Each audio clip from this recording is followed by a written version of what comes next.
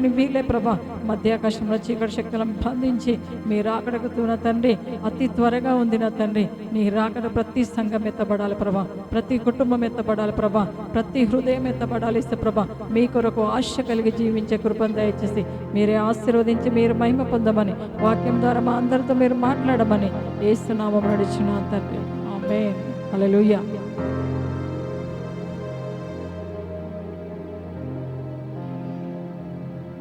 చెప్తావా?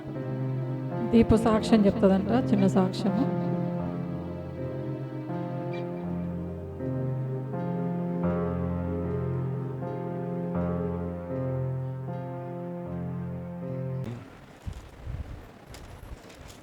పదిహేడవ అధ్యాయం చూసుకుందాం. మొదటి సమయాలు 17వ అధ్యాయం మొదటి నుంచి చదువుకుందాం ఒకసారి. మొదటి సమయాలు 17 మొదటి నుంచి ఒకసారి చూసుకుందాం. ప్రార్థన చేసుకుందాం. దేవు వాక్యం ద్వారా మీరు మాట్లాడమని యేసుక్రీస్తు నామమున అడుగుతున్నాను తండ్రి. ఆమేన్. హల్లెలూయా, హల్లెలూయా. ఈ దావీదు గొలియాతు స్టోరీ మనందరికి తెలుసు. ఈ దావీదు గొలియాతు స్టోరీ మనందరికి తెలుసు. ఈ స్టోరీ చిన్నప్పటి నుంచి కూడా మనం వింటూ ఉంటాం. దావీదు అనేటైనే గొలియాతుని చంపిండు, వరుసలతోని కొట్టి చంపిండు అని చెప్పి మనం వింటూ ఉంటాం. ఈ స్టోరీ చిన్నప్పటి నుంచే, నాకు కూడా చిన్నప్పటి నుంచే ఈ స్టోరీ చెప్తా ఉన్నారు సండే స్కూల్స్లో. నేను కూడా వింటూ ఉన్నాను. ఒకసారి ఒక ఇంటర్వ్యూకి వెళ్ళినప్పుడు నాకు గుర్తుంది, ఇంటర్వ్యూకి వెళ్ళినప్పుడు వాళ్ళు ఒక 100 మంది ముంగట నన్ను నిల్చోబెట్టి అడిగారు. ఏమడిగారు అంటే ఏదన్నా ఒకటి ఇంగ్లీష్లో అంటే నాకు ఇంగ్లీష్ వచ్చా లేదా తెలుసుకోవడానికి వాళ్ళు అడిగారు. నువ్వు ఏదన్నా ఒక చెప్పు అంటే నాకు బైబిల్లో ఒక స్టోరీ తెలుసు అని చెప్పిన. చెప్తే ఏదన్నా ఒక చెప్పు అంటే డేవిడ్ అండ్ గొలియాత్ స్టోరీ మొత్తం చెప్పిన. ఈ డేవిడ్ అండ్ గొలియాత్ స్టోరీ చెప్పగానే ఆమె హెచ్ఆర్ కూడా క్రిస్టియనే. అలా అయితే ఆమె ఏం చేసిందంటే ఈ డేవిడ్ అండ్ గొలియాత్ స్టోరీ చెప్పగానే, దావీదు గొలియాత్ ఈ స్టోరీ చెప్పగానే ఆమె మిగతా ఏ రౌండ్స్ లేకుండా డైరెక్ట్ మేనేజర్ రౌండ్కే తీసుకెళ్ళింది. నన్ను పక్కన కూర్చోబెట్టింది. నీకేం కాదు, ఇంకా ఏ రౌండ్స్ అటెండ్ కాకు, డైరెక్ట్ మేనేజర్ దగ్గర కూర్చున్నా, శాలరీ అంతా మాట్లాడుకున్నా, వచ్చేసిన. హల్లెలూయా, హల్లెలూయా. దావీదు గొలియాత్ అంత ఫెమిలియర్, అంటే అంతా మనకి తెలుసు చాలా మందికి. దావీదు చిన్న అబ్బాయి. దావీదుకి ఎంత చిన్నోడు అంటే 15 సంవత్సరాల నుంచి 17 సంవత్సరాలు, అంటే అప్పుడే 10వ క్లాస్ అయిపోయి ఉండొచ్చు. 15 సంవత్సరాలు అంటే అంత చిన్న ఏజ్ అయినా. అట్లా అంటే ఆయన గొలియాతుని చంపిండు. అదొక మంచి స్టోరీ. సండే స్కూల్ పిల్లలకైతే ఇది ఒక మంచి, అంటే ఎప్పటికి గుర్తుండే ఒక స్టోరీ ఇది. ఇప్పుడైతే 15 సంవత్సరాల పిల్లలు అయితే ఎట్లున్నారు అంటే, మా స్కూల్లో 9th క్లాస్ పిల్లలు మొన్న దొరికిండు. 9th క్లాస్ వాడు బస్లో దొరికిండు. సిగరెట్ ప్యాకెట్ జోబులో పెట్టుకొని తిరుగుతుండు. స్కూల్కి సిగరెట్ ప్యాకెట్ తెచ్చుకుండు వాడు, సిగరెట్ డబ్బా. సిగరెట్ తాగుతుండు ఆ ఏజ్లో వాళ్ళ ఫ్రెండ్స్తోని. స్కూల్లో తీసుకొచ్చి దావీదు అట్లాంటి టైంలో గొలియాతుని చంపాడు. ఈ స్టోరీ నుంచి మనం దేవుడి రోజు ఏం మాట్లాడుతున్నా చూద్దాం. అట్లయితే ఈ స్టోరీ ముందు మీకు ఒక చెప్పాలి. అసలు ఈ స్టోరీ ఎట్లా స్టార్ట్ అయింది అంటే 15వ అధ్యాయంలో ఉంటుంది. ఏమని ఉంటుంది, సౌలు దేవుడు ఇజ్రాయెల్ ప్రజలు ఏం చేస్తారంటే మాకు ఒక రాజు కావాలి అని చెప్పి దేవుడిని అడుగుతారు. అడిగినప్పుడు దేవుడు ఏం చేస్తాడంటే సౌలు అనే ఒక అతన్ని రాజుగా ఇస్తాడు ఇజ్రాయెల్కి. సౌలు అనే ఒక అతన్ని రాజుగా ఇచ్చినాక ఆ సౌలు ఏం చేస్తాడంటే రాజు అవుతాడు, మంచిగానే ఉంటాడు. కానీ దేవుడు ఒకసారి అమాలేకుల మీదకి యుద్ధంకి వెళ్ళినప్పుడు దేవుడు క్లియర్గా చెప్తాడు, అమాలేకుల యుద్ధంకి వెళ్ళినప్పుడు మీరు ఏమి కూడా తీసుకోకండి, అక్కడ అన్నిటినీ నాశనం చేసి వచ్చేసేయండి, ఏమీ అక్కడి నుంచి తీసుకురావద్దు అన్నప్పుడు ఈ సౌలు ఏం చేస్తాడంటే ఆడికి వెళ్తాడు. కానీ ప్రజలు అంటారు మీ సంపద వస్తుంది, మనం తీసుకెళ్ళిపోదాము అనే వరకు సౌలు అంటాడు నడువు తీసుకెళ్దాం అంటాడు. దేవుడేమో తీసుకెళ్ళొద్దు అంటాడు ఆ సంపదని. కానీ సౌలు ఏం చేస్తాడంటే ఈ ప్రజల మాట విని ఆ సంపద అంతా కూడా తెచ్చుకున్నప్పుడు ఏమైనా దేవుని కోపం వస్తుంది. నేను నిన్ను రాజుగా చేసిన, నేను వీళ్ళందరికీ అధిపతిగా నేను నియమించిన, నువ్వు నా మాట వినకుండా నువ్వేం చేసినావు అంటే ఆ ప్రజల మాట విని ఆ అమాలేకీయుల సొమ్మంతా నువ్వు తెచ్చుకున్నావు అని చెప్పి దేవుడు అంటాడు నేను నిన్ను వదిలేస్తున్నా. సౌలు జనులకు జెరిసి, అంటే వాళ్ళ మాట వినందున నేను యెహోవా ఆజ్ఞను నీ మాటలను మీరి పాపము తెచ్చుకొంటిని. సౌలుకి తెలిసింది, అది సౌలుకి అర్థమైంది. నేను మనుషుల మాటలు విన్నా కానీ దేవుని మాట వినలేదు, ఆ సొమ్మంతా తెచ్చుకున్నా అని చెప్పి సౌలు అంటాడు కూడా. అప్పుడు దేవుడు ఏమంటాడంటే 16వ అధ్యాయంలో ఉంటుంది, దేవుని ఆత్మ సౌలు నుంచి వీడిపోయిందంట. ఏదైతే ఆత్మ, దేవుని ఆత్మ సౌలుని రాజుగా చేసిందో అదే ఆత్మ సౌలు ఆ పాపం చేసేవారికి, వద్దన్న సొమ్మును తెచ్చుకునేవారికి ఆ ఆత్మ ఏమైందంటే వెళ్ళిపోయింది. ఎవరు సౌలు మీద. 16వ అధ్యాయంలో ఉంటుంది, యెహోవా ఆత్మ సౌలుని విడిచిపోయి, ఆ పాపం చేసినందుకు దేవుని ఆత్మ సౌలుని విడిచిపోయిందంట. ఇప్పుడు ఏమైంది, ఆయన రాజు కాదు, చెప్పాలంటే దేవుని ఆత్మ ఉంటేనే రాజు. సౌలు ఇప్పుడు రాజు కాదు. ఇట్లాంటి టైంలో ఏమైందంటే ఇప్పుడు వాళ్ళు బలహీనులు అన్నట్టు. దేవుడు వాళ్ళతో లేడు. సౌలు ఈ ఇజ్రాయెల్ దేశంతో దేవుడు లేడు కాబట్టి ఇప్పుడు వాళ్ళు బలహీనులు కాబట్టి సైతాన్ ఏం చేస్తుంది అంటే ఒక ఫిలిస్తీన్లను దండుని తీసుకొస్తుంది. ఇప్పుడు బలహీనంగా ఉన్నప్పుడు ఏం చేయాలి? ఆక్రమించుకోవాలి. బలహీనంగా అంటే యుద్ధం చేసి గెలుచుకోవచ్చు కదా. ఇప్పుడు దేవుడు ఇజ్రాయెల్తో లేడు, ఈ సౌలుతో లేడు. అందుకోసం ఏం చేస్తాడంటే సైతాన్ ఏం చేస్తుందంటే ఫిలిస్తీన్ల దండుని రేకెత్తిస్తుంది.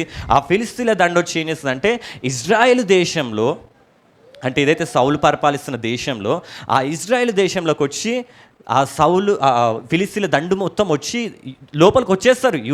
యూదాలకు వచ్చేస్తారు. వచ్చి యూదాల మనకి 17వ అధ్యాయంలో ఉంటుంది, మొదటి వచనంలో, ఫిలిస్తీన్లు తమ సైన్యంలతో యుద్ధమునకు సమకూర్చి యూదా దేశంలోని, అంటే ఆల్రెడీ వచ్చేసిరు ఆయనకి, ఈ సౌలు ఇజ్రాయెల్ దేశంలోకి వచ్చేసిరు. షోకోలో కూడి ఎఫెస్దమేము దగ్గర షోకోకు ఆజిగాకు మధ్యన దిగి ఉండగా, హల్లెలూయా, వాళ్ళు యుద్ధానికి వచ్చేసిరంట. యుద్ధానికి వచ్చేసి అక్కడ నిల్చున్నారంట. ఎన్లా ఆల్రెడీ ఇజ్రాయెల్ దేశంలోకి వచ్చేసిరు, వాళ్ళు చొరబడ్డారు. ఆల్రెడీ ఇజ్రాయెల్ దేశంలోకి వచ్చి అందులో ఉండి అంత యుద్ధ పంక్తులు తీర్చిరంట వీళ్ళందరూ. ఇప్పుడు ఈ న్యూస్ అంతా ఎవరు తెలుస్తుంది? సౌలుకు తెలుస్తుంది. సౌలుకు దేవుని ఆత్మ ఉందా? లేదు. సౌలును దేవుడు విడిచిపోయింది ఎప్పుడు. అట్లయితే అట్లాంటి టైంలో ఈ సౌలు ఏం చేస్తారంటే సరే ఈయన కూడా వెళ్ళాలి కాబట్టి వాళ్ళు ఒక దగ్గర వచ్చి ఉంటారు. ఈడ ఒక ప్లేస్లో ఈ యూదాలకు వచ్చి ఫిలిస్తీన్లు అంతా ఒక దగ్గర ఉంటారు. అట్లయితే ఒక పర్వతం మీద ఉంటారు, అదే రాసి ఉంటుంది. ఫిలిస్తీన్లు ఉండగా సౌలును ఇజ్రాయెల్ను కూడి వచ్చి వీళ్ళు కూడా వచ్చినట్టు. ఇప్పుడు సౌలు కూడా వచ్చినట్ట. వీళ్ళతో దేవుడు లేడు, అయినా సౌలు వచ్చిండు. అక్కడ ఫిలిస్తీన్లు అన్నారు, ఇక్కడ సౌలు ఉన్నాడు. ఇజ్రాయెల్ను కూడి వచ్చి ఏలాలో ఇలా దిగి ఫిలిస్తీన్లకు ఎదురుగా యుద్ధ పంక్తులు తీర్చిరి. అంటే ఒక పర్వతం మీద ఫిలిస్తీన్లు ఉన్నారు, ఇప్పుడు ఇంకో పర్వతం మీద ఇజ్రాయెల్ ప్రజలు ఉన్నారు, సౌలు సైన్యం ఉంది. కానీ సౌలుతో దేవుడు లేడు.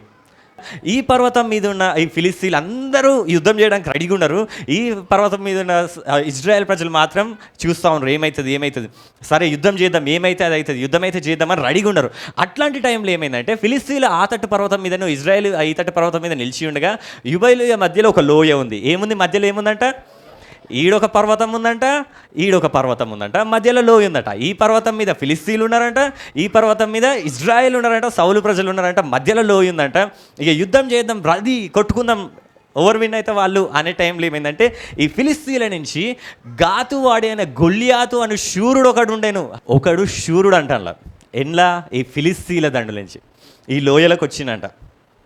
వీళ్ళిద్దరి మధ్యలో ఏముంది? ఈ లోయలకి అందరినీ ఆపిండంట. మీరు అందరు ఆగండి, ఫస్ట్ నేను వెళ్తానే వెళ్ళినంట. ఈ ఫిలిస్తీడు గాతువాడైన ఈ గొలియాతు గురించి ఫిలిస్తీన్ దాని నుంచి బయలుదేరి వచ్చిన 6 మూల జేనేడు ఎత్తు మనిషి అంటే ఆయన 9 ఫీట్లు, అంటే నియర్లీ ఒక 10 ఫీట్లు ఉంటాడు. 10 ఫీట్లు అంటే ఎంత పెద్దగా తెలుసా? నేను ఎన్ని ఫీట్లు ఉంటాను? 6 అంటారు, కరెక్టే. 6 అడుగుల ఆచానుభావాన్ని నేను నియర్లీ ఉంటాను. 5'9", 5'10" ఉంటాను నేను. 6 మూరలు అంటే ఒకసారి ఫోటో గొలియాత్ ఫోటో చూపెడదాం మీకు. ఆయన ఎట్లుంటాడంటే 6 మూరల 10 అడుగులు ఉన్నాడు ఈయన.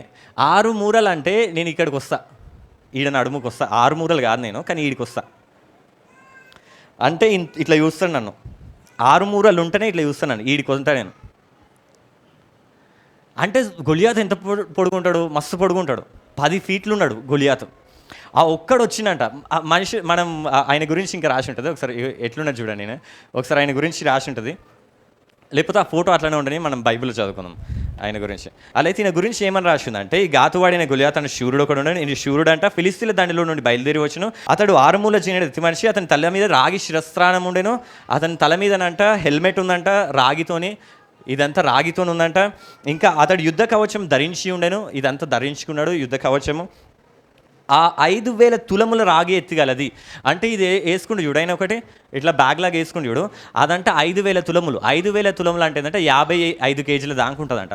మనం 25 కేజీల బ్యాగ్ లేపుతామా? ఆయన మామూలుగానే 55 కేజీలు వేసుకొని తిరుగుతుండు యుద్ధానికి. మనం 50 కేజీలు మనం ఎత్తినామంటే అంతే, పొట్టోలం అయిపోతాం ఇక మనం. ఆయన 55 కేజీలది ఇట్లా మామూలుగా వేసుకొని తిరుగుతుండు, యుద్ధానికి వస్తుండంట. అంత బలవంతుడు అంటే వేసుకుండంట. అతని ఈటే ఇగో ఇది ఉందా, ఇది కూడా అది ఎవ్వరు చేయరంట, అంత షార్ప్ ఉంటుందంట ఆయనది. ఆయన 600 తులముల ఇనుముదంట అది. ఒకడు డాల్ను మోయిచు అతని ముందర పోవచ్చు. ఈయన వచ్చినప్పుడల్లా ఒక ఆయన ముందుగా నడుస్తున్నట్టు ఈయనకి. ఇట్లాంటి ఈయన ఎవరంటే అందరు చెప్పేటప్పుడు ఈయన ఎట్లా చెప్తారంటే ఈయన ఒక రాక్షసుని లాగా చూపెడతారు. రాక్షసులు అంటే మనం ఎట్లా ఆలోచిస్తాం? రాక్షసులు అంటే వాళ్ళు ఏం పనులు తోముకోకుండా ఇట్లా ఇట్లా అంటే ఇట్లా రాక్షసులు అంటే వాళ్ళకి చేతులు కూడా చేయి తిరగడానికి కూడా ఇట్లా రాదు. ఇట్లా రాక్షసులు అంటే మనం గొలియాత్ అనే వరకు ఎట్లా చెప్తారంటే రాక్షసులా చెప్తారు. చేతులు కూడా చేయలేపడం అంటే బలశూరుడు. ఇట్లా రాక్షసుడు అంటే ఇలా మా చింటు లేడా, చింటు కూడా రాక్షసులానే ఉంటాడు. వాడు కూడా వాడి పనులు ఈ కొర్రలు ఉంటాయి. ఏమన్నా అన్నాం అనుకో, వాడిని కొట్టిన అనుకో, నేను వాడు పనులతో దొరుకుతాడు నన్ను గట్టిగా. రాక్షసులా లేడు వాడు, చూపెడదామంటే రాక్షసులా ఉండడానికి. అట్లయితే ఈయన చెప్పేటప్పుడు అందరూ ఎట్లా చెప్తారు రాక్షసుడు. కానీ రాక్షసుడు అంటే శూరుడు అంట. శూరుడు అంటే ఆయన కత్తిని మస్తు ఫాస్ట్గా తిప్పగలుగుతాడు. ఆయన ఎంత పొడుగున్నా కానీ, అంత బరువు మోస్తున్నా కానీ ఆయన కత్తిని తిప్పగలుగుతాడు. ఆయన ఒక వచనం ఉంటుంది, ఏమని రాసి ఉంటుంది అంటే ఆయన చిన్నప్పటి నుంచే యుద్ధంలో ఆరితేరిన వాడంట. గొలియాత్ మామూలు అతను కాదు. అంటే నువ్వు కత్తి లేపే లోపలనే అంత పొడుగున్న అంత బలం ఉన్న కానీ నువ్వు కత్తి లేపే లోపలనే నరికేస్తాడు. అంత బలం ఉందంట, అంత శూరుడు అంట ఎవరు? గొలియాత్. ఈ గొలియాత్ వచ్చి అంటుడు ఏమంటాడు అంటే వర్సెస్ యుద్ధం సమయలు ఉంటుంది. ఈ గొలియాత్ ఆయన వచ్చిందంట, వచ్చి ఏమని చెప్తా ఉండంటే అతను నిలిచి ఇజ్రాయేల్ దండు వారికి ఫిలిస్తీయుల తీర్చుటకై మీరెందుకు బయలుదేరి వచ్చితిరి? నేను ఫిలిస్తీయుడని కాదా? మీరు సౌలు దాసుడు కాదా? మీ పక్షంలో ఒక నేర్పరచుకొని అతన్ని నా యొద్దకు పంపుడి. ఇప్పుడు ఏమైందంటే ఈయన గొలియాత్ వచ్చిందంట. వచ్చినప్పుడు అక్కడి నుంచి ఇజ్రాయెల్ నుంచి ఎవ్వరు వస్తలేరంట. ఈ ఫిలిస్తీన్ల నుంచి గొలియాత్ వచ్చిండు. అక్కడి నుంచి అందరూ చూస్తురంట, ఏదో ఆట నడుస్తుంది, ఏదో గేమ్ అవుతుంది అన్నట్టు అందరూ ఇజ్రాయెల్ అందరూ ఇట్లనే వస్తారంట. ఫిలిస్తీన్లు వచ్చి అలా నిలబడ్డాడంట. గొలియాత్ వచ్చి అలాగే గొలియాత్ కోపం వచ్చింది. అరే ఎవరు మీరు? నేను ఫిలిస్తీన్ని, మీరు ఇజ్రాయెల్, మనం కొట్టుకోవడానికి వచ్చినాము. నేను వచ్చిన కొట్టడానికి, మీలో ఎవరో ఒకరు రావాలి కదా, నేను రెడీగా ఉన్నా, ఎవరో ఒకరు రండి. ఏమంటుండు? ఎవరో ఒకరు రండి, నేను వచ్చినా. మీరు ఎందుకు వచ్చి ఆడున్నారు? అయ్యో అంటారు కదా, సినిమా చూడడానికి వచ్చినావా అంటారు కదా మన వాళ్ళు. ఇజ్రాయెల్ అంతా ఇట్లా చూస్తురు. గొలియాత్ వచ్చి ఇక్కడ నిల్చున్నాడు. అట్లయితే నాకు కోపం వచ్చి, నేను ఫిలిస్తీన్ కాదా, మీరు ఇజ్రాయెల్ కాదా, మీరు నాతో ఫైట్ చేయడానికి వచ్చింది కాదా, ఇది నిజం కాదా, ఎందుకు ఉన్నారు ఇంకా సైలెంట్గా? ఎవరో ఒకరు, నేను ఒకరిని వచ్చినా మీ దాంట్లో నుంచి ఎవరో ఒకరిని పంపి, ఎవరో ఒకరు రండి, నేను వాడు యుద్ధం చేస్తాం. ఏమన్నాడంటే అతడు నాతో పోట్లాడి నన్ను చంపగలిగినలా మేము మీకు, ఇది నాకు అర్థం కాదు. ఏమంటాడంటే అతడు నాతో పోట్లాడి నన్ను చంపితే, ఒకవేళ మీ దాంట్లో నుంచి ఒకటి వచ్చి నన్ను చంపిండు అనుకో, మేము మీకు దాసులం అవుతామా? ఏముంది? మేము మీకు దాసులం అవుతాం. వీడు ఆల్రెడీ చచ్చిపోయినాక ఎట్లా దాసులు అవుతాడు? ఏమంటాడు? మీ దాంట్లో నుంచి ఒకటి రండి, నన్ను చంపండి, అప్పుడు మేము మీకు దాసులం అవుతాం. వీళ్ళు మీకు దాసులు అవుతారు అంటాడు, మేము మీకు దాసులం అవుతాం. అంటే ఏమనుకుంటున్నామో, నేను అతను జయించి చంపిన వల్ల మీరు మాకు దాసులైదురు, మాకు దాస్యము చేదురు. హల్లెలూయా. ఈ గొలియాత్ వచ్చి ఏమంటుండంటే మీరు ఒకరిని పంపియండి, ఒకవేళ నేను అతన్ని చంపిననుకో మీరందరూ నాకు దాసులవుతారు.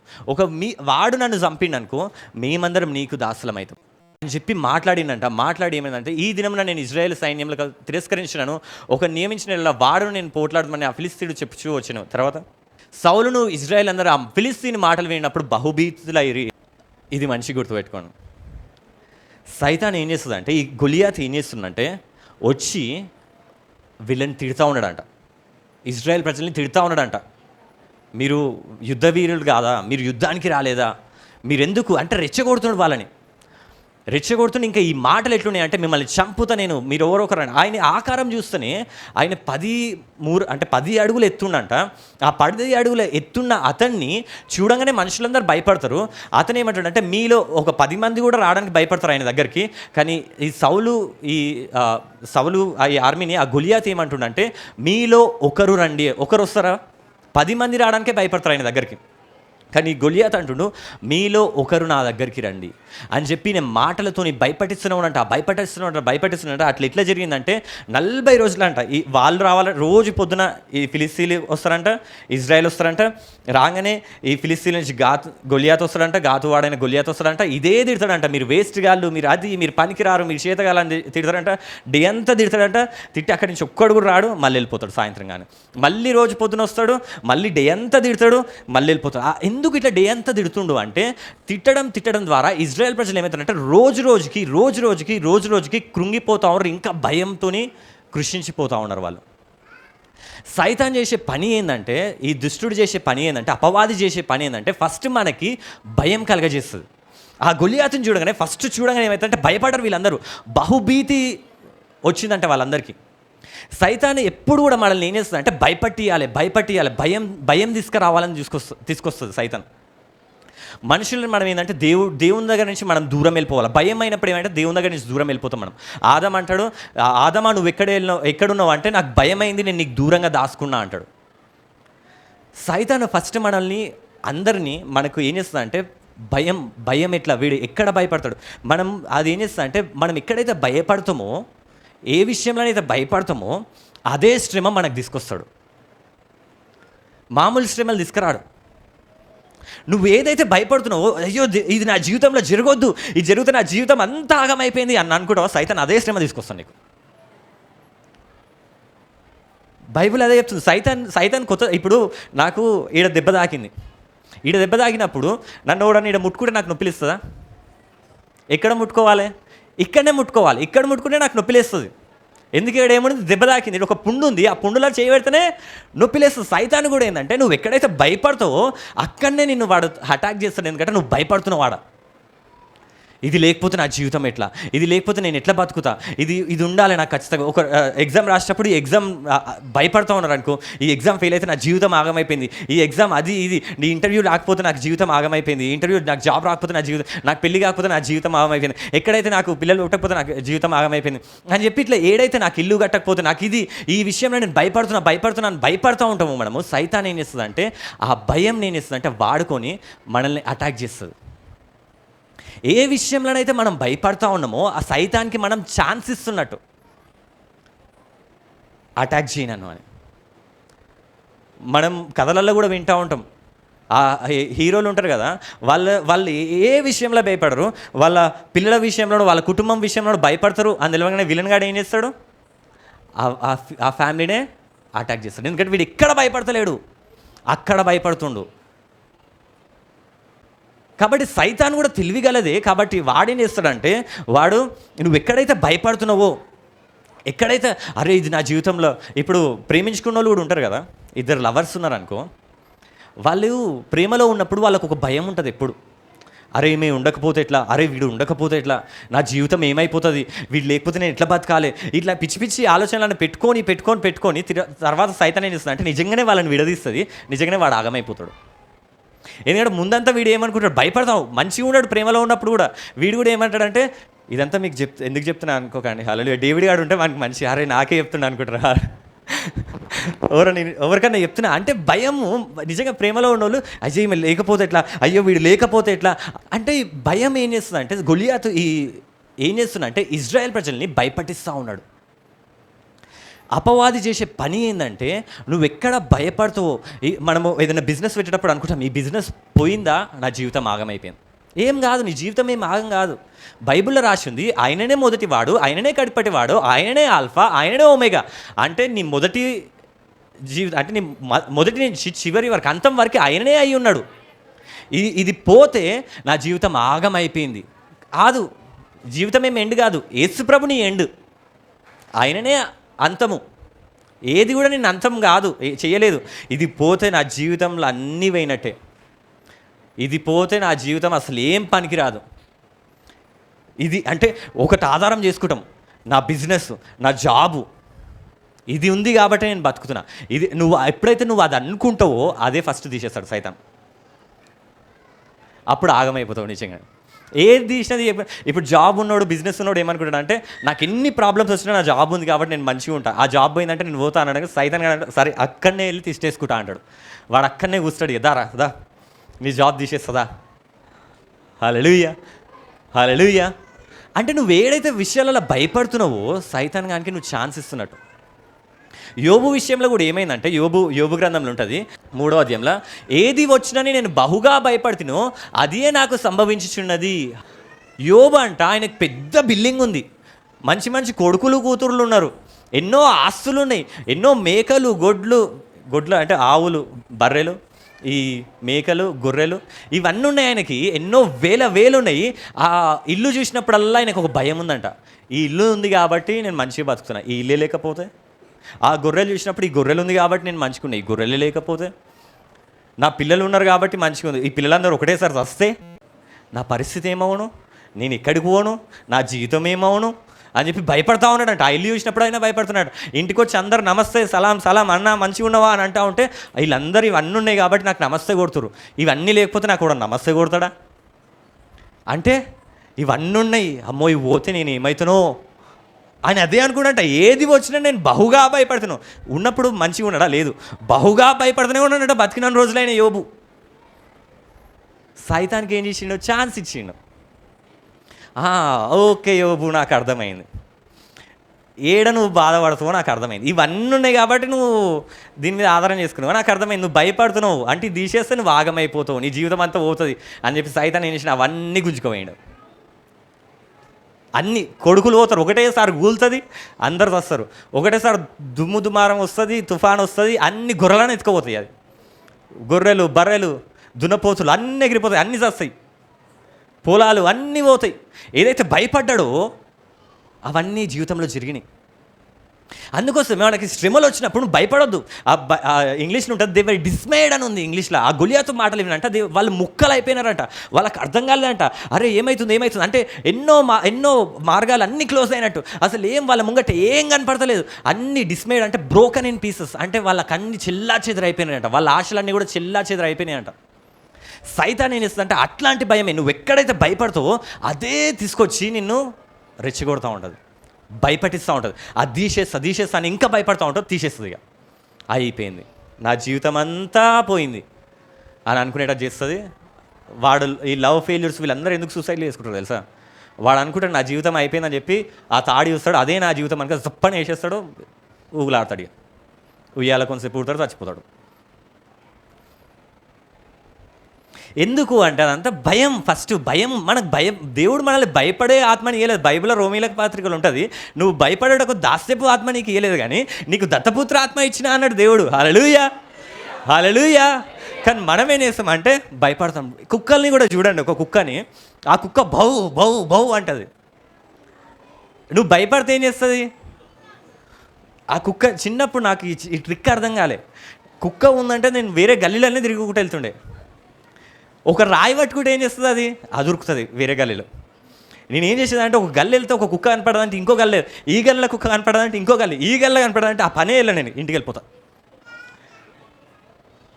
కుక్కలు మొరుగుతాయి, భయపడిస్తాయి. అది చూస్తే దానికి ఫస్ట్ దానికి భయం, కుక్కకు భయం. నువ్వు భయపడతావా, నేను భయపడాలా, నువ్వు భయపడతావా, నేను భయపడ, అది వెయిట్ చేస్తూ ఉంటుంది. అన్నప్పుడు వాడు భయపడడానికి అది దొరికినవరా అని చెప్పి ఉరుకునే ఉంటుంది వాడి వెనకాల. అదే ఒకవేళ అన్నప్పుడు వాడు రాయి తీసుకున్నాడు, అరే వీడు నన్ను భయపడిస్తున్నారు, వీడు దొరుకుతుంది. హల్లెలూయా. సైతాన్ నేను కుక్కనే, సైతాన్ కూడా. సైతాన్ ఎవరు? కుక్క. దావీదు గొలియాతు సైతాన్ని దేనితో కొట్టడానికి పోయిండు? రాళ్ళు. మనం ఎవరిని కొట్టడానికి వెళ్తాం? అదొక కుక్క, మొరిగే కుక్క అది సైతాను. దావీదుకి అర్థమైంది రాళ్ళు, కత్తులు, ఆయన చిన్న కూరగాయలు కోసే కత్తి కూడా తీసుకెళ్ళాడు ఆయన, రాళ్ళు తీసుకుంటాడు ఆయన. రాళ్ళు దేన్ని కొడతాం మనం? రాళ్ళు తీసుకొని కుక్కల్ని కొడతాం. వాటికి భయపడద్దు మనము. అరే ఇది అయిపోతే ఎట్లా, అరే ఇట్లా ఇదే. అసలు ఎందుకు భయపడుతున్నావు? దేవుడు ఉన్నాడు నీకు. ఈ సండే స్కూల్ మ్యాటర్ అయింది కదా, ఈ సండే స్కూల్ అయింది కదా. సండే స్కూల్ అయినప్పుడు ఎంత భయమైందంటే నాకు, ఇక నా పని నేను ఎట్లయిందంటే నా ఫేస్ మామూలుగా అసలు నాకే నచ్చదు అద్దంలో చూస్తే అప్పుడప్పుడు. ఇంకా మొహం అంతా ఇట్లా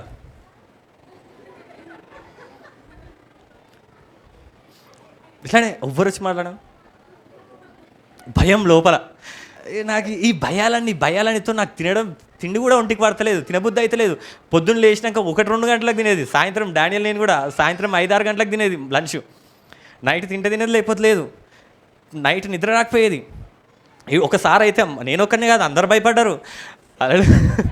ఒకసారి ఏమైందంటే ఇది కూల్ చేస్తా అని వచ్చింది, నైట్ కూల్ చేస్తారని వచ్చింది. నైట్ కూల్ చేస్తారన్నప్పుడు మేము అందరం ఇక్కడే అనుకున్నాం, ఎందుకంటే కూల్ చేస్తే ఏం చేయాలి, అడ్డగించాలి వాళ్ళని. అందరూ అనుకున్నారు, అందరు బ్రెయిన్లో ఒక భయం ఉంది, ఏంటంటే అది కూల్ చేస్తారేమో, వాళ్ళు వస్తే ఎట్లా, వాళ్ళు మమ్మల్ని జైలు వేస్తారా, వాళ్ళు ఏం చేస్తారు, అది కూలిస్తే ఎట్లా, ఎవరిని కొడతారా, నన్ను కొడతారా, అందరూ ఏదో ఆలోచించుకుంటూ అందరూ అనుకున్నారు. కానీ అందరు పనుకున్నా కానీ బ్రెయిన్లో అదే తిరుగుతుంది, అది గూలుస్తారు, పోలీసు వాళ్ళు వస్తారు, అయిపోయింది. ఇప్పుడు ఏం చేస్తారు, నేను ఫస్ట్ వెళ్ళాలా, బంటి బ్రదర్ ఫస్ట్ వెళ్తాడా, బంటి బ్రదర్ ఉంటాడా, ఇవన్నీ ఆలోచించుకుంటే అందరూ అనుకోరు. పనుకున్నప్పుడు వాళ్ళు అట్లా అయితే అందులో కోడ్ వచ్చి ఏం చేసిందంటే, మనకు ఆ శిలాపలకం ఉంది కదా, ఆ పలకను వచ్చి స్థుతితో అందరూ అనుకొని ఆలోచిస్తూ ఉన్నారు. వచ్చి రప్ప కొట్టిండు వాడు, ఢమ్ ఢమ్ ఢమ్ అనగానే అయిపోయింది. ఇక ఓ అందరు లేచిరు ఓ అని చెప్పి లేచి సీన్ బ్రదర్ అందరు మోసే బ్రదర్ ఓ అయిపోయింది. ఈడున్నోళ్ళు నేను అక్కడున్నా ఓ అని చెప్పి వాళ్ళు అనుకున్నాను. తర్వాత అడిగిన ఏమైంది బ్రదర్ అట్లా అంత గట్టిగా అరిచినావు అంటే అయిపోయింది బ్రదర్ కూల్ చేసిన అనుకున్నా అని అనుకుర్రా. వాళ్ళ భార్య ఉంది లోపల. అయిపోయింది కూల్ చేసిన అందరి మీద పడ్డాయి అయిపోయింది అని చెప్పి లేచి ఉరికి అందరు కూడా అక్కడ ఉన్న సిస్టర్స్ కూడా వాళ్ళు ఇంకా భయపడతారు కదా, వాళ్ళు ఓ ఓ అని చెప్పి అరిసి చుట్టుపక్కల అందరు లేచిరు. పోలీసు వాళ్ళు కూడా వచ్చారు. మన భయం అంత భయం. వాడొచ్చి కూల్చలేదు కానీ మనమేమనుకున్నాం కూల్స్తాడు అనుకున్నాం. వాడొచ్చి దాన్ని కొట్టినా మనం కూల్చినానే అనుకున్నాం. భయము అట్లా వేస్తుంది. ఏది జరిగినా మన జీవితంలో చెడే జరిగింది అనుకుంటాం. నా జీవితం ఆగమైపోయింది, అదే ఏదైనా ఇది అయిపోయింది, నా జీవితం జీరో చేయడానికే వచ్చింది. ఇది మనకు చిన్న దెబ్బ తాకింది అనుకో మనం అనుకుంటాం దీని లోపల బొక్కిరిగింది, ఈ బొక్కిరిగిందంటే ఏదో అయింది. మనకు కడుపుని వచ్చిందంటే తలని వచ్చిందంటే నాకు ఇది వచ్చిందంటే ఇదేదో ఉండొచ్చు, పెద్దదే ఉండొచ్చు. చిన్నది కాదు, ఇది చాలా పెద్దది. డాక్టర్స్ కూడా మంచి చేయలేరు దీన్ని. అయిపోయింది నా పని, నా బతికింతే. ఇట్లాంటివన్నీ మనం క్రియేట్ చేసుకుంటాం. దేవుడు బైబిల్ ఉంటుంది. యేసుప్రభు అంట పడవంతా శిష్యులు అలలతో కొట్టుమిట్లాడుతూ ఉంటే యేసుప్రభు నడుచుకుంటూ వస్తూ ఉంటాడు కాపాడడానికి. వీళ్ళు యేసుప్రభుని చూసి ఓ భూతం అని చెప్పి ఇంకా భయపడ్డారు. యేసుప్రభు కాపాడడానికి వస్తుండు, వీళ్ళు భయంతో ఉన్నారు కాబట్టి మంచిదాన్ని కూడా భూతం అనుకోరు. అసలు నిజంగా చెప్పాలంటే ఈ శిష్యులు దీనికంటే ముందే దయ్యాలను ఎలగొట్టిరు. వాళ్ళు దయ్యం పో అంటే అవి పోయినాయి దీనికంటే ముందు.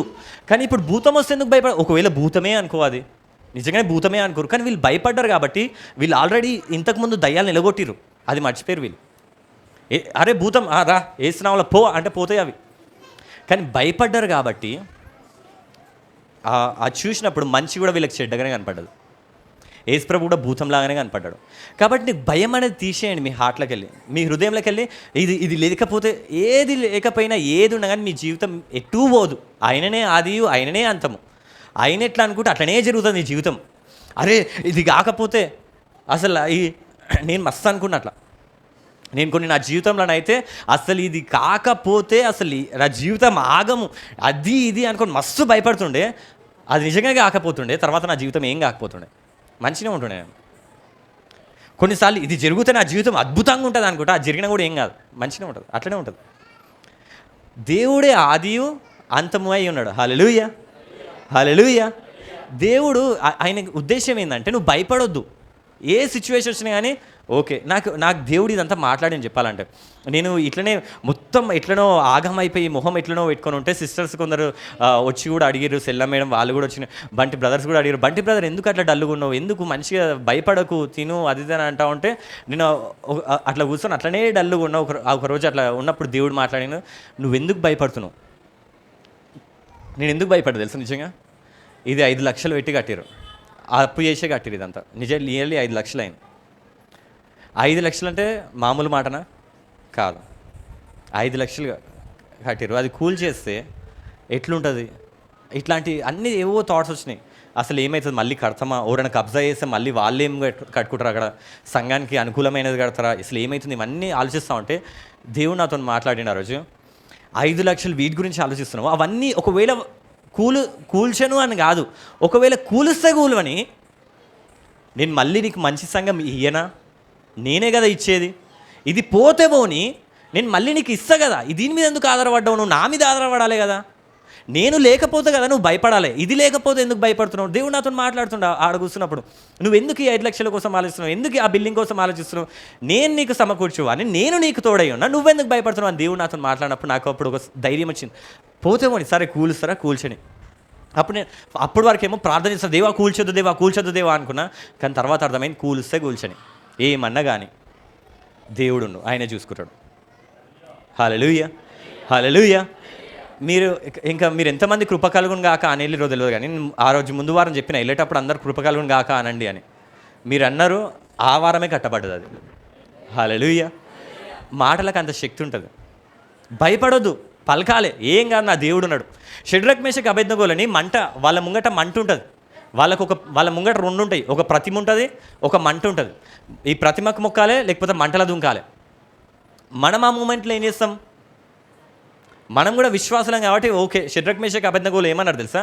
ఆ మంటను చూసి, ఇక్కడ మంట ఉంటుంది, ఇటు పెడదాం, ఈ మంటను చూసి వాళ్ళు ఏమన్నారంటే రాజుకి చెప్తారు. రాజు లాస్ట్ టైం అడుగుతారు రాజు, ఇప్పుడన్నా మీరు మారుతారా అంటే రాజుతో వాళ్ళు ఏమంటారు తెలుసా? షడ్రక్ మేషక్ అబేద్నెగోలు ముంగట మంట ఉంటుంది, అగ్ని కాలుతూ ఉంటుంది, అందులో కాలిపోతారు వీళ్ళు అందులో దుంకుతే.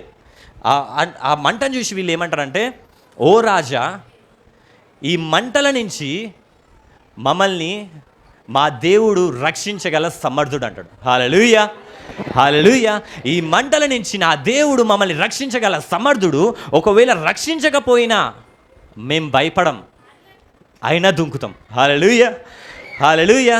మనం కూడా అడుగుతూ ఉంటాం, దేవా ఇది నా జీవితంలో చేయదేవా, లేకపోతే ఆగమైతా దేవా. అట్లా కాదు. ఒకవేళ జరిగినా కానీ ఓకే సంతోషం, జరగకపోయినా కానీ ఏం కాదు, నా దేవుడు నాకు తోడేను, నేను అట్లా దుంకుతా. మనముంటే ఏం చేస్తాం? దేవా ఈ మంటలు నా ఎదురుగా ఉన్నాయి దేవా, చూసుకో నేను దుంకబోతున్నా. రాజుని అడుగుతాం, రాజా ఒక గంట సేపు ప్రార్థన చేసుకుంటా, వర్షిప్ చేసుకుంటా, దేవుడు నా మాటలు వింటాడో లేడో. ఓ ఖబారాహుతలో రషి ఎదురే, దేవా దేవా దేవా అగ్ని, దేవా గాలి ఎక్కువ రావాలి దేవా, వస్తలేదు. ఓకే మంటలు కాలుతూ ఉన్నాయి. దేవా ఇగో ఫస్ట్ నేను వెళ్తా దేవా, నేను నమ్ముతున్నా, కానీ ఫస్ట్ ఒక కట్టనే ఇస్తా, ఆ కట్ట కాలొద్దు, ఆ కట్ట కాలకపోతే నేను దుంకుతా. మనకు అట్లాంటి డౌట్లు వస్తాయి. ఆ కట్టె కాలిపోయింది, ఓ షట్ దేవా కట్టె కాలిపోయింది దేవా, ఎట్లా దేవా, నేను కూడా కట్టెలు కాలిపోయినట్టు కాలిపోతా దేవా, కానీ అయినా నమ్ముతా దేవా. ఫస్ట్ ఏలు పెడుతున్న దేవా, పెట్టేసిన దేవా, కాలిందా? కాలింది. ఇట్లా ఆలోచిస్తాం మనం భయమే ఉంటుంది మనకి. కానీ షడ్రక్ మేషక్ అబేద్నెగోలు అన్నారు, మా దేవుడు రక్షించగల సమర్థుడు, రక్షించకపోయినా మేము దుంకుతాం, కానీ బొమ్మనైతే మొక్కం. భయపడరా వాళ్ళు? భయపడలే. యోబు భయపడ్డాడు. దేవుడు యోబుకు ఒక లెసన్ నేర్పించాడు.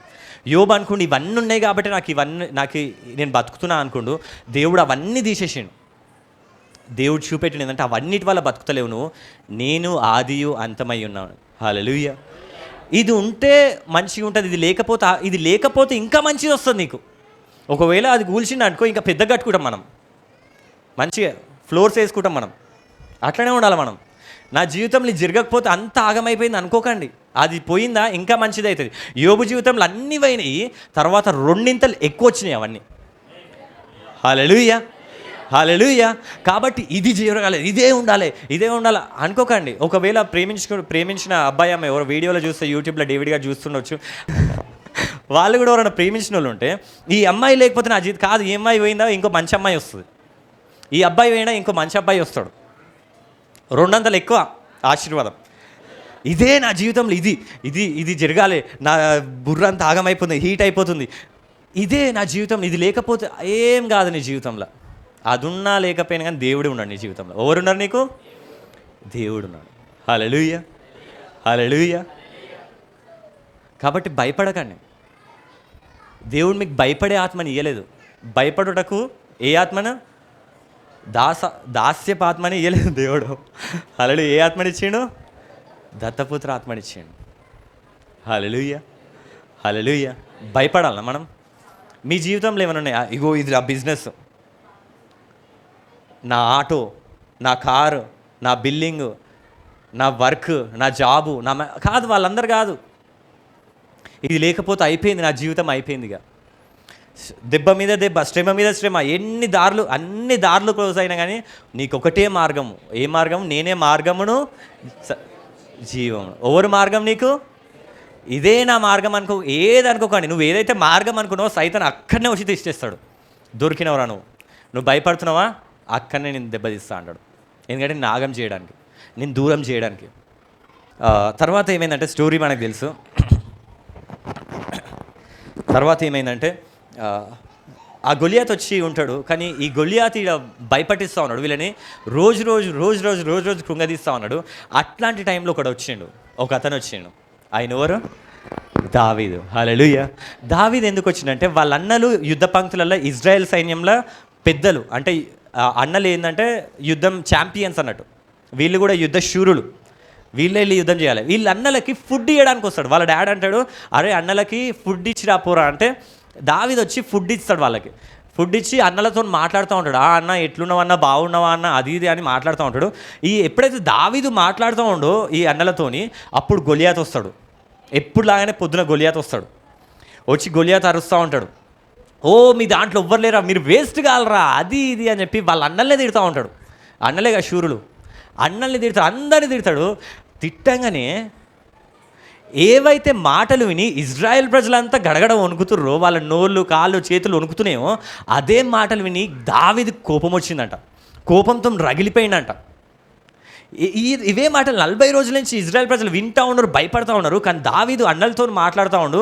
అప్పుడే గొలియాతు వచ్చి తిడుతూ ఉంటే అప్పుడు గొలియాతుని మాటలు విని దావీదు కోపం వచ్చిందంట. అరే వీడోవాడు మా అన్నల్ని, ఈ ఇజ్రాయెల్ దేవుని సైన్యంని తిట్టడానికి వీడోవాడు. వాడు ఎంత పెద్దగా ఉన్నాడు, 10 అడుగుల పొడుగు ఉన్నాడు. ఈయన ఎట్లున్నాడు, పుట్టోడు. 15 సంవత్సరాలు ఎవరైనా రాయడా, ఎవ్వరం లేదు మనం.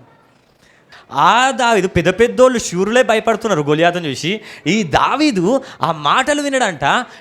వీడోవాడు తిట్టడానికి, దేవుని సైన్యంని తిట్టడానికి వీడోవాడు అని చెప్పి దావీదు కోపం వచ్చిందంట. అందరు భయపడుతూ ఉన్నారు. నీకు కూడా శ్రమ వచ్చినప్పుడు నువ్వు భయపడొద్దు, దావీదులాగా ఉండాలి నువ్వు. ఇదెవరు నన్ను భయపెట్టేయడానికి? భయపడేటకు దేవుడు నీకు దాస్యపాత్మ ఇయ్యలేదు, ఆయన కుమారుని ఆత్మ ఇచ్చాడు. హల్లెలూయా. అట్లయితే దావీదు అంటాడు, నేను వెళ్ళి వాడిని చంపుతా అని చెప్పి రాజు దగ్గరికి వెళ్తాడు. రాజు దగ్గరికి వెళ్ళి, రాజా నాకు ఆజ్ఞ, ఒకని వంపి అంటున్నా, నేను వెళ్తా వాని దగ్గరికి, నేను వెళ్ళి వాడిని చంపుతా అనే వరకు రాజు అంటాడు, నువ్వు చంపలేవురా, నువ్వు పుట్టోని, వాడెట్లుండి చూడ అంటే, ఏం కాదు చంపుతా అంటే ఆయనకి మొత్తం కత్తులు అన్నీ డాలు అవన్నీ ఇస్తారు. ఆయనకి అవన్నీ వేసుకుంటాడు కానీ మొయ్యలేకపోతాడు. ఇవన్నీ నాకు వద్దు, కత్తి కూడా వద్దు అని చెప్పి అన్ని పక్కన వాడిస్తాడు. 5 రాళ్ళు తీసుకుంటాడు, వరుసలో పెట్టుకుంటాడు. ఏం తీసుకుంటాడు, కట్టే రాళ్ళు తీసుకొని పోతాడు. అప్పుడు గొలియాతు చూస్తాడు. గొలియాతు చూసి ఆ దావీదుని చూసి ఏమంటాడంటే, ఓ అరే ఎవరివి నువ్వు, కట్టె పట్టుకొని రాళ్ళు పట్టుకొని వచ్చినవింది, నువ్వు కుక్క అనుకుంటున్నావా నన్ను? అసలు మీ సౌలుకు తెలివి ఉందా? ఆ రాజు ఎట్లాంటి రాజు, నీలాంటిని పంపిస్తాడేంది? ఇదేమన్నా ఆట ఆడుకునే ప్లే గ్రౌండ్ అనుకుర్రా? కట్టె పట్టుకొని వచ్చినవేంది, నేను కుక్కను అనుకుంటున్నావా అంటాడు గొలియాతు. అంటే దావీదు ఏమంటాడు తెలుసా? అవునరా నువ్వు కుక్కవే అంటాడు. ఏమంటాడు? అవునరా నువ్వు కుక్కవే, నువ్వు కత్తులు ఈటలు కండలు బండలు ఇవన్నీ వేసుకొని వచ్చినావు, కానీ నేను అవన్నీ వేసుకొని రాలే, నేను వచ్చిన యెహోవా నామంను వచ్చిన అంటాడు. హల్లెలూయా, హల్లెలూయా. నీకు శ్రమలు వచ్చినప్పుడు నువ్వు కూడా ఏం ఆలోచించక, నాకు దేవుడు ఉన్నాడు అనుకో, భయపడకు, నా దేవుడు ఉండి చూసుకుంటాడు. ఒకవేళ ఇది ఉన్నా మంచిదే, లేకపోయినా మంచిదే, ఇంకా మంచిది ఇస్తాడు దేవుడు. హల్లెలూయా, హల్లెలూయా. దావీదు అన్నాడు, నేను కుక్కవిరాను, కుక్కను కొట్టినట్టు కొడతారా నేను ఈరోజు, నేను చంపి నీ మాంసం కాకుల గద్దలకి ఇస్తారా అంటాడు దావీదు. ఇన్ని రోజులు గొలియాతు భయపట్టించిండు, ఇప్పుడు దావీదు పోరోడు భయపట్టిస్తుండు గొలియాతుని. ఇట్లనే చూసుకుంటూ మాట్లాడుతాడు. గొలియాతు ఇట్లనే ఉంటాడు పొడుగ్గా, నేను కాకుల గద్దలకి ఇస్తారా, నేను చిన్నపిల్లగాడు కదా, పెద్దగా వాయిస్ రాదు కదా, చిన్నపిల్లల వాయిస్, నేను కాకుల గద్దలకి ఇస్తా గొలియాతు, నేను చిన్నపిల్లగాడు. ఆయన గొలియాతుని అట్లా వార్నింగ్ ఇస్తా ఉన్నాడు. ఆ గొలియాతు ఉంటాడా, శూరుడు ఆయనే. అరే ఒక్కని సరే చంపిదవ్వ అని చెప్పి కత్తి తీసి అని చెప్పి ఉరికొస్తాడు గొలియాతు. దావీదు ఏం చేస్తాడు, రఫా తిప్పుకుంటే 5 రాళ్ళు కూడా వేస్ట్, 4 రాళ్ళు వేస్ట్ అయిపోతాయి అంటారు కొందరు. అరే నేను గుద్దితే అరగుద్దు వేస్ట్ అవుతుంది అంటారు కదా కొందరు. దావీదు 5 రాళ్ళు తీసుకుంటే 4 రాళ్ళు వేస్ట్ అవుతాయి. ఒకటే రాయి తీస్తాడు, రర్రని తిప్పి కొడితే ఎంత ఫాస్ట్గా గొలియాతు వస్తుండో అంతే ఫాస్ట్గా ఇది వెళ్ళి తాకితే కరెక్ట్ ఇక్కడ తాకుతుంది ఆయనకి. బొట్టు పెడతాడు, బొట్టు పెట్టి పిలుస్తున్నా అంటారు కదా, దావీదు బొట్టు పెట్టి చంపిండు. ఒకటే దిమ్మని దిగుతుంది, అది షార్ప్ది ఉన్నట్టుంది, లోపలికి వెళ్ళిపోయిందంట, అది 4 హెడ్లోకి వెళ్ళిపోయిందంట రాయి. ఎట్లున్నాడు ఆ గొలియాతుని చూస్తూనే భయపడతాము. ఇట్లా అంటేనే మనలాంటి నిజంగా నాకు కూడా ఎవరన్నా గట్టిగా అంటే వణుకుతా అంటే. ఆడ గొలియాతు పర్సనాలిటీ ఏమనడం అవసరం లేదు, చూస్తూనే అంతే ఇక ఉరుకుడే. కానీ దావీదు ఇస్సిరు కొట్టిండు రాయిని. శ్రమల్ని మనం కూడా అట్లా ఇస్సిరు కొట్టాలి. సచ్చిండు గొలియాతు. ఏమైంది, రాయి తాకింది. ఎటు పడ్డాడు తెలుసా? గొలియాతు ఫ్రంట్కి పడ్డట్టు ఉంటుంది, దావీదు కాళ్ళ ముంగట పడ్డట్టు ఉంది. రాయి ఇక్కడ తాకితే వెనకాల పడాలి, కానీ గొలియాతు ఎక్కడ పడ్డాడు? ముంగట పడ్డాడు. దేవుడు నీ శ్రమల్ని నీ కాళ్ళ కింద తీసుకొస్తాడు. హల్లెలూయా. నీ ప్రతి ఒక్క శ్రమ యేసు నామములో నీ కాళ్ళ కింద వచ్చింది కాక. హల్లెలూయా. నువ్వు వాటికి భయపడాలనా? భయం ఉండాలనా? ఈరోజు నుంచి భయపడొద్దు. మనకు దేవుడు ఆయన కుమారుని ఆత్మ ఇచ్చిండు. భయపడొద్దు మనం దేనికి. ఏ శ్రమ వచ్చినా భయపడదు. ఏమన్నా కానీ నా దేవుడు ఆయననే ఆది, ఆయననే అంతం. ఇది నా అంతం కాదు. హల్లెలూయా, హల్లెలూయా. తర్వాత ఇజ్రాయెల్ ప్రజలు ఆ గొలియాతును చంపగానే వాళ్ళందరూ ఫిలిస్తీన్లు అందరూ భయపడతారు. ఇజ్రాయెల్ దేశంలోకి వచ్చిన ఫిలిస్తీన్లని ఏం చేసిరంటే, ఈడ హైలైట్ ఏంటంటే దావీదు గొలియాతు చనిపోయినాక దావీదు దగ్గర కత్తి ఉందా? లేదు. దావీదు ఏం చేసిండంటే గొలియాతు దగ్గర ఉన్న కత్తినే తీసుకొని గొలియాతు తలనే నరకేసిండంట. ఈయన ఏ కత్తులు తీసుకెళ్ళలేదు, గొలియాతు కత్తితో గొలియాతునే నరకేసిండు. హల్లెలూయా, హల్లెలూయా. ఎంత గొప్ప విజయం ఇచ్చిండు కదా దేవుడు. మీ జీవితంలో కూడా అట్లాంటి విజయం దేవుడు ఇచ్చింది గాక. హల్లెలూయా. మీరు కూడా దావీదులాగా తయారవును గాక, భయపడకుండా ఉండును గాక, షడ్రక్ మేషక్ అబేద్నెగోలాగా ఉండును గాక. యోబులాగా ఏమైనా మీ జీవితంలో పోయినాయా, దేవుడు అవన్నీ కూడా రెండంతలుగా మీ జీవితంలో ఇచ్చింది గాక. హల్లెలూయా, హల్లెలూయా. మన దేవుడు అట్లాంటి సమర్థుడు అంట. ఆ గొలియాతుని చంపంగానే ఈ ఇజ్రాయెల్ ప్రజలందరూ అప్పటి వరకు భయపడుతున్న జనమంతా ఏం చేసిరంటే ఈ ఫిలిస్తీన్లని ఎక్రోను లోయ అంటే ఫిలిస్తీన్ల బార్డర్ వరకు తరిమి కొట్టిరంట. అక్కడ అందరు వెళ్ళిపోయే వరకు ఆ బార్డర్ వరకు ఆ గేట్స్ ఆఫ్ ఎక్రోన్ అంటే ఎక్రోను ద్వారంల వరకు తరిమి కొట్టిరంట. హల్లెలూయా, హల్లెలూయా. ఒక 5 నిమిషాలలో ఒక చిన్న సెట్టింగ్ అంటే ఒక చిన్న ఇంట్లో యేసు ప్రభుని మనం చూసుకుంటే 5 నిమిషాలలో చూసుకుందాం మనం ఫాస్ట్గా. యేసు ప్రభు కూడా సౌలు ఎవరంటే ఆదాం కూడా ఏం చేసినా అంటే దేవుని మాట వినకుండా అవ్వ మాటినాడు. సౌలు ఎట్లిన్నాడు? దేవుని మాట వినకుండా మనుషుల మాట విన్నాడు. దేవుడు ఆదాం కూడా ఏం చేసిన అంటే దేవుడు పండు తినొద్దు అంటాడు, కానీ ఈ అవ్వ ఏం చేస్తుంది? పండు తిను అంటది, తినేస్తాడు. సౌలు కూడా ఏమన్నాడు? సౌలుతో దేవుడు ఏమన్నాడు? ఆ కులసమ్మని తీసుకురాకు అన్నాడు. ఈ మనుషుల మాటని ఏం చేసిండు? తీసుకొచ్చిండు. అప్పుడు దేవుని ఆత్మ సౌలు నుంచి విడిపోయిందంట. ఆదాం కూడా ఏమైందంటే ఎప్పుడైతే ఆ పండు తీసుకొని తిన్నాడో దేవుని మహిమ వెళ్ళిపోయిందంట. అందరిని పాపం చేసి దేవుడు అనుగ్రహించే మహిమను కోల్పోయారని ఉంది. ఎప్పుడైతే సౌలు జీవితం ఎట్లుంటుందంటే ఆదంతో కంపేర్ చేసినటువంటి ఆదం ఎప్పుడైతే ఆ పండు తిన్నాడో ఆ మహిమనంతా కోల్పోయినప్పుడు ఏమైందంటే ఈ గొలియాతు లాంటి వాళ్ళు, ఈ శ్రమ, ఈ ఫిలిస్తీన్లు ఏం చేస్తారంటే ఈ పాపము, శాపము, ఈ గొలియాతు అంటే అర్థం ఏంటంటే బంధకము అని. గొలియాత్ అంటే అర్థమే బంధకం. ఈ సైతాన్ ఏం చేసిందంటే ప్రతి ఒక్క బంధకం, ఈ శాపపు బంధకం, పాపపు బంధకం అన్నీ మన జీవితంలో తీసుకొచ్చి ఈ ఇజ్రాయెల్ దేశం అంటే ఎవరంటే మనం మనుషుల మీదకి పాపము, శాపము అవన్నీ తీసుకొచ్చి మనల్ని బాధ పెడతా ఉంది. ఆ భయము, మరణ భయము, అందరికీ మరణ భయం, ఏమవుతుంది ఈ మనుషులందరికీ ఒక భయం తీసుకొచ్చింది సైతాన్. దొరికిండు వీడు, తప్పు చేసిండు, దొరికిండు అని చెప్పి సైతాన్ ఏం చేసిందంటే గొలియాత్ అంటే బంధకంలో తీసుకొచ్చింది. మనకు పాపములు, శాపములు ఇవన్నీ మనల్ని భయపడిస్తూ ఉన్నాయి. లోకమంతా ఇప్పటికి కూడా భయపడతా ఉన్నారు. మరణ భయం ఇంకా అందరి లోపల ఉంది. వాళ్ళందరూ నటిస్తారు కానీ అందరికీ భయమే. ఎప్పుడు చనిపోతాం, చనిపోయినాక ఏమవుతుంది, ఎక్కడికి పోతాం, ఇవన్నీ భయాలు అందరికీ ఉన్నాయి. అట్లాంటి టైంలో ఒక అతను వచ్చిండు. ఇట్లాంటి భయపడుతున్న మన దగ్గరికి ఒక అతను వచ్చిండు. ఎవరంటే ఈ సౌలు ఇజ్రాయెల్ దగ్గరికి దావీదు వచ్చినట్టు ఈ పాపంతో, శాపంతో, బంధకాలతో ఉన్న మన దగ్గరికి ఆ దావీదు కుమారుడైన యేసుక్రీస్తు ప్రభు వచ్చిండు. హల్లెలూయా, హల్లెలూయా. మనం గొలియాతుని ఫైట్ చేయలేం, మనం ఈ పాపంని జయించలేం, మనం ఈ శాపంని జయించలేం, మనం ఈ వ్యాధులను జయించలేం, మనం ఈ గొలియాతుని జయించలేం. కానీ మనకి దావీదు కుమారుడైన ఆ యేసుక్రీస్తు ప్రభు వచ్చి ఆ గొలియాతుని కొట్టిండు. హల్లెలూయా. గొల్గతా అని అంటారు కదా, దావీదు ఏడగొట్టిండు, తలకే కొట్టిండు కదా. యేసు ప్రభు సిలువే ఏడేసిడు తెలుసా. గొల్గతా అంటే కపాల స్థలము. కపాలం అంటే ఏంది? తల. సిలువ ఏం చేసింది? దేవుడు కూడా సైతాన్ని ఏం చేసిండు అంటే తల మీద కొట్టిండు సిలువతోని. దావీదు రాయితో కొట్టిండు, ఈయన యేసు ప్రభు ఏం చేసిండు? సిలువతోని కొట్టిండు. హల్లెలూయా, హల్లెలూయా. మనందరికీ ఈ బంధకంల నుంచి విడుదలిచ్చింది. ఈ పాపము, ఈ శాపము, ఈ రోగము, ఈ వ్యాధి, ఈ అనారోగ్యం, ఈ అసమాధానం, ఇవన్నిటి నుంచి దేవుడు ఆల్రెడీ విడుదలిచ్చిండు. ఆల్రెడీ దాన్ని చంపేసిండు. దాని ఆర్మీస్ ఉన్నాయి, ఇంకా ఈ ఫిలిస్తీన్ల దండుంది, ఇంకా చిన్న అవన్నీ ఉన్నాయి. వాటిని ఏం చేసినట్టే మీరు జయించండి. ఆల్రెడీ యుద్ధం అయిపోయింది. వాళ్ళందరూ ఇప్పుడు బానిసలు. మనకున్న ఈ శ్రమలన్నీ కూడా మన బానిసలు. ఇప్పుడు మనం ఏం చేయాలంటే వాటిని తరమాలి. ఎక్కడి వరకు తరమాలంటే పాతాళపు ద్వారంల వరకు తరమాలి. ఈ ఫిలిస్తీన్లను ఏడి వరకు తరిమిరంటే ఎక్రోను ద్వారంల వరకు తరిమిరంట. ఆ ఎక్రోన్ అనేది మీకు తర్వాత చెప్తాను ఎప్పుడన్నా. మనం కూడా ఏంటంటే ఈ పాతాళపు ద్వారంల వరకు మనకు ఏ శ్రమ వచ్చినా కానీ మనం ఆజ్ఞాపేయాలి. ఏ స్నావంలో పో సైతానా, ఏ స్నావంలో పో వ్యాధి, ఏ స్నావంలో పో అప్పుల బాధ, ఏ స్నావంలో అని మనం తరుముతూ ఉండాలి వాటిని. హల్లెలూయా, హల్లెలూయా. దేవుడు అందుకోసం మనల్ని నియమించాడు, భయపడడానికి కాదు. మనం ఆల్రెడీ గొలియాత్ అయిపోయాడు, ఆల్రెడీ మన పాపం అయిపోయింది. నువ్వు భయపడొద్దు. లోకమంతా భయపడుతుంది, చనిపోయినాక ఎటు పోతాం, పరలోకంకా నరకంకా ఇవన్నీ ఆలోచిస్తారు. కానీ నువ్వు భయపడొద్దు. ఆల్రెడీ నీ పాపం అయిపోయింది, ఆల్రెడీ నీ శాపం అయిపోయింది. నువ్వు పరలోకానికి ధైర్యంగా వెళ్ళాలి. లాస్ట్ వచనం ఒకసారి 1 యోహాను 4వ అధ్యాయం ఇది వచనం బైబిల్లో రాసి ఉంటుంది, తీర్పు దినమందు మనకు ధైర్యం కలిగినట్లు దీని వలన ప్రేమ మనలో పరిపూరం చేయబడి ఉన్నది. ఏలయనగా ఆయన ఎట్టివాడై ఉన్నాడో మనం కూడా ఈ లోకంలో అట్టివారమై ఉన్నాము. హల్లెలూయా, హల్లెలూయా. మనకంట ధైర్యం కలగడానికి నువ్వు పరలోకానికి వెళ్ళేటప్పుడు భయంతో వెళ్ళొద్దు. నా పాపం ఇంకా ఉందా, నా శాపం ఇంకా ఉందా, నేను పరలోకానికి వెళ్తాను కాదు.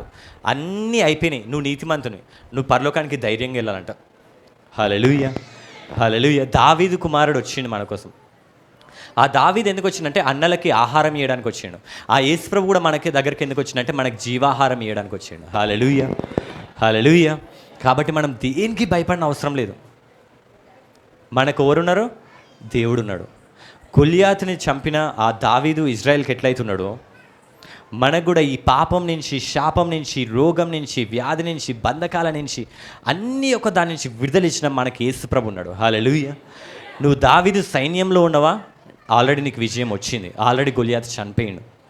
కాబట్టి నువ్వు దేనికి భయపడిన అవసరం లేదు. ఇక మనకు ఒక పాట కూడా ఉంటుంది, నీవు నా తోడు ఉన్నావయ్యా నాకు ఎలా యేసయ్యా, నీవు నాలోనే ఉన్నావయ్యా నాకు దిగులే నా యేసయ్యా, నాకు భయమేలా, నాకు దిగులేలా, నాకు చింతేలా, నాకు భీతేలా, నాకు భయమేలా, నాకు దిగులేలా, నాకు చింతేలా, నాకు భీతేలా, నీవు నా తోడు ఉన్నావై. అందరం చెప్తాం ఒకసారి, దేవునికి చెప్తాం, దేవా నేను భయపడను దేవా అని చెప్తాం.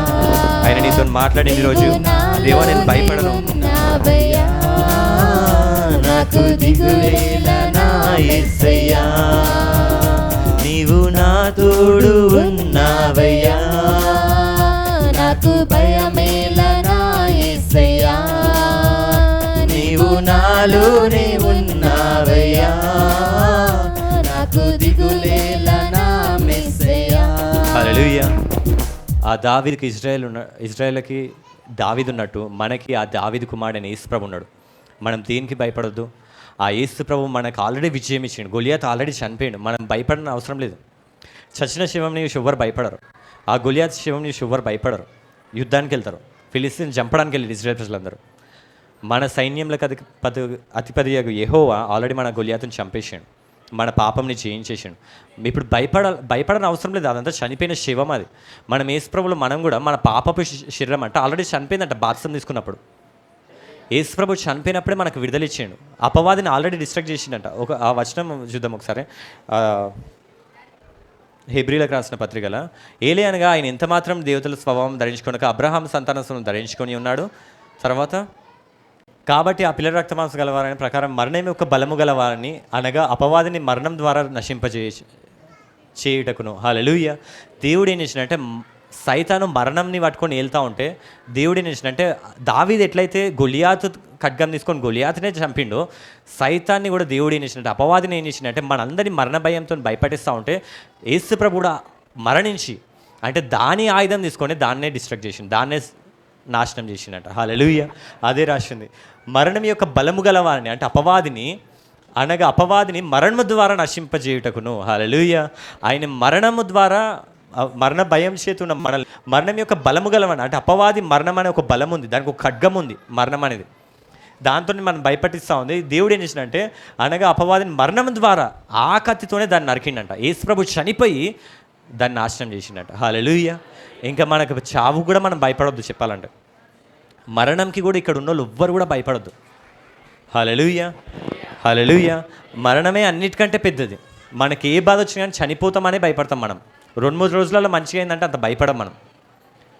కాబట్టి దేవుడు ఆ మరణంనే తీసేసినట్ట. ఇవన్నీ చిన్న చిన్నవిగా మనకు దేవుడు నిత్య జీవం ఇచ్చిండు. కాబట్టి ఇక్కడ ఉన్న వాళ్ళు ఎవ్వరు కూడా భయకాక. ఈ చిన్న వాక్యం దేవుడు దీవించిన.